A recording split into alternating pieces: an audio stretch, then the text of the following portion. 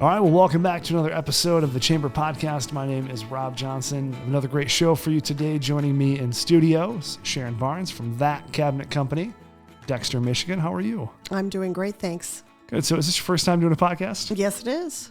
We're going to crush it. We had a great pre-show. This was a totally scheduled podcast that I remembered today, so we're off to a good start. That's not true. We're off to a good start, though. So, Sharon, I know there's a lot to your story that we wanted to dive into, and I specifically wanted to do it live so I could, learn about your company as we go through the show. So I guess just dial it back and tell me how you got involved with the cabinet company and how it came about. Okay, great. Well, first of all, I want to say thank you for having me here. Oh, you're welcome. But I never started to say that I wanted to own a cabinet company. I never planned on it. It's something I completely fell into, and I mean fell into. I'm an engineer. Been in the automotive field for 36 years until I quit 2 months ago. And I quit because the cabinet company was expanded so much. I couldn't do both any longer. I've also been flipping houses in the real estate market since 2009.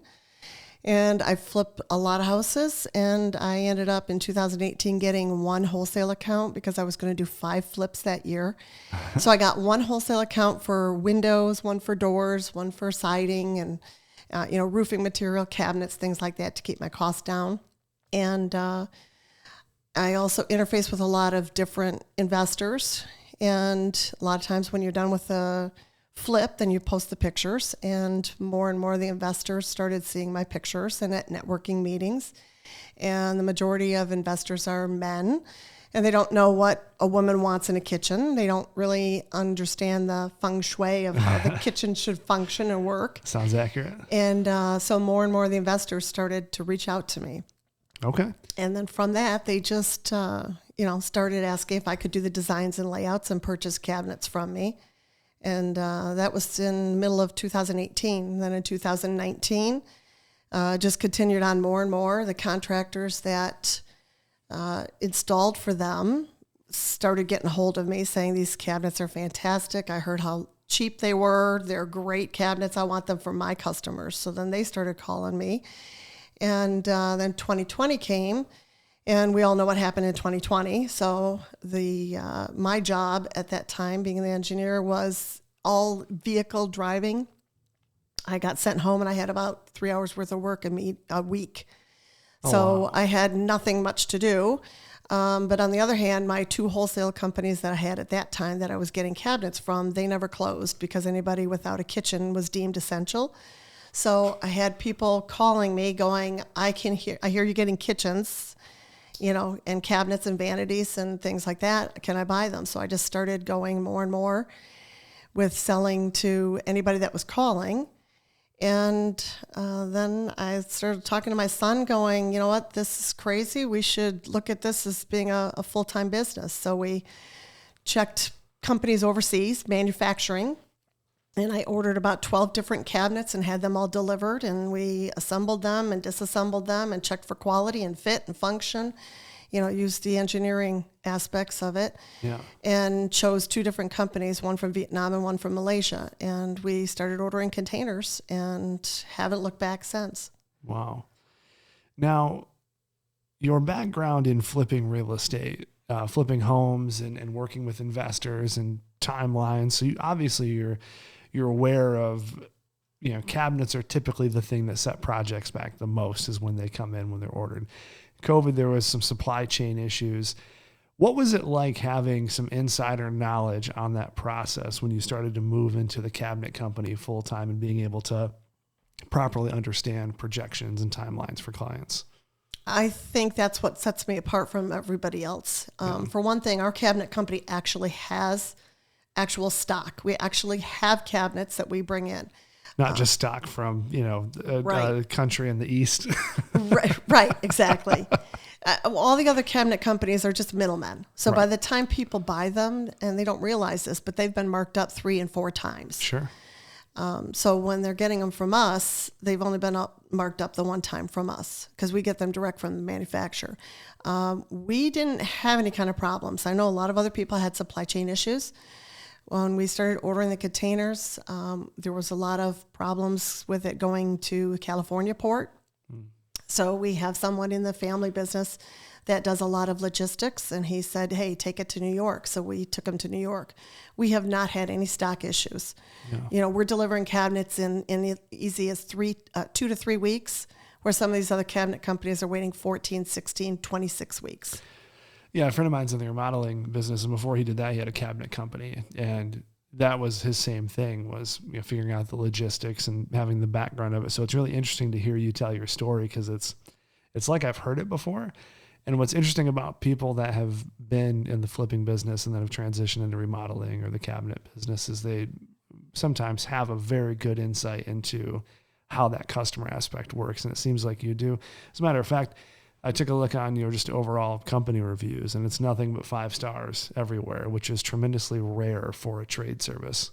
We strive for that. I'm not a spring chicken. I'm 60 years old. So I've been around the block, and I am a firm believer of customer service. Yeah. So I still believe in that. And being the engineer, I'm very detail oriented. And being a real estate investor, it's all about the dollar. Don't pay more than you need to, and you could still get really, really good quality cabinets that are all wood, and you don't have to break the bank. It's interesting that you say that, is because when you look at, I think of a lot of people feel in the marketplace right now is when it's all about the dollar and the client. You want to save them money, and you want to give them a product you can stand behind. And in a world where we're in a lot of automation and volume manufacturing, people don't really feel like that's the underlying beat of what companies are doing. So the fact that you're willing to say, this is what we do, this is why it's important, I think that's another reason why you stand out. Right. I do agree with you. We're very, family oriented. We have 9 full-time employees, 3 part-time. We build all the cabinets ourselves. We do the delivery in-house. So we're the ones that are touching the cabinets. We're not outsourcing that. We take pride in what we do. Why do you think so many companies have shifted away from that model? Frankly, I don't really know. It works for me. Maybe, there's a lot of moving pieces to it. Yeah. So maybe that could be why. I like it because it gives me better control over my product. If there's a lousy product or, because we have our own 2 lines of cabinets that we do bring in, plus we distribute for 14 other brands. So we've got more product lines that people could choose from than Home Depot, Lowe's, and Menards all put together. Yeah. But if there's any kind of problem with some of these other companies that, we distribute for, I refuse to sell them. So I take that off of my showroom and I won't sell them. The other thing is we don't sell particle board. We only sell wood, and if you're controlling everything, then you have more control over the end result. It's a really interesting philosophy, and it's one that I think a lot of business owners just quite frankly miss, is they focus so much on automation and speed and volume as they miss the actual service aspect of it, which is, in the long run, is what's going to build you more clients, more referrals, more credibility. Exactly. And you're going back to the reviews. We don't pay for advertisement, have not done any kind of paid advertisement. We've only been in business 4.5 years. We're in a 14,000 square foot warehouse right now. And in the end of the year, we'll be moving up to 32,000. Wow. So things are going well. Things are going phenomenal. That's good. Phenomenal. It's good. It's cool to hear that, because one thing I like about this show is I get to meet a lot of different business owners and talk actual business. And what a lot of younger entrepreneurs seem to miss is the actual client service part. It's a really fun buzzword to say, I take care of my clients. Do you though? Do you? Because if you don't, you're going to have a very short-term business. You're going to have a going out of business sale right behind your ribbon cutting. And if you do take care of your clients, if you do have a heart to actually serve them, you will never have to worry about that going out of business sale. I couldn't agree with you more. And I think that's also an age thing. I see that in some of these younger, companies and people, the younger people, it's customer service. It goes back to customer service, and I think in the olden days, it was different than it is now. And that's why, I make sure that we have that still. I think a lot of people are just terrified of, picking up the phone or confrontation, or it's just like, dude, just do it. Like, what's the worst thing that's going to happen? I can agree with you more, because there'll be times where even the girls in the office, they're like, oh, well, I'll just text them or I'll email them. I'm like, no, you pick up the phone. Yeah, I don't have time to wait for a response. Like Right, if it's right. if it's critical, call. Exactly. It just gives you the one-on-one things, because there's a lot of things that you can not get across in a text or an email, like tone, Yeah. and it totally loses a lot. Yeah, and I'm pretty short on like emails and text sometimes. So like I'll text, and the next time I see that person, they're like, "Hey, I'm really sorry," and I'm like, "For what?" They're like, "You seem really mad when you Right. texted me." It's like, no, I'm fine. I'll tell you if I'm mad. Exactly. So what are two main things that you want people to know about that cabinet company? And the third thing you don't get to choose, because I want to know why you named it that. So what are two things you want people to know about the company that I want to know about the name? I think, first of all, you don't have to pay as much for cabinets as you are paying out there. There's other sources out there, and that, like I said, we've got great quality cabinets. Ours are all wood. They include soft close doors and drawers. Nothing is upsold. And we work with everybody. I've got people that are, besides homeowners, I've got restoration companies. We've got builders. We've got property management companies. I've got a lot of contractors who actually buy my product and double and triple it and sell it to the end user. So where if you come in direct, we're going to give you those discount prices right off the bat. Yeah. So I got to know the name. So I started out in my basement in Milford before we moved to Dexter, and we were just trying to figure out a name, and it was going to be Oakland Custom Cabinetry. So I ran like that for about 2 years. Okay. But then people started thinking we're just custom cabinets, Sure. like we're completely custom. So we're not custom. So we said, okay, we got to change the name. And all the investors would call me the cabinet lady, the cabinet lady. In fact, to this day, I get 2 or 3 people that call me a week saying, "Is this the cabinet lady?" And I just say, "Sure." Half of them don't even know my name. So I just say, "Yeah, it's the cabinet lady." So I started, and I did switch it around to the cabinet lady, and that was going to be the name. So we ran with that for about 2 months.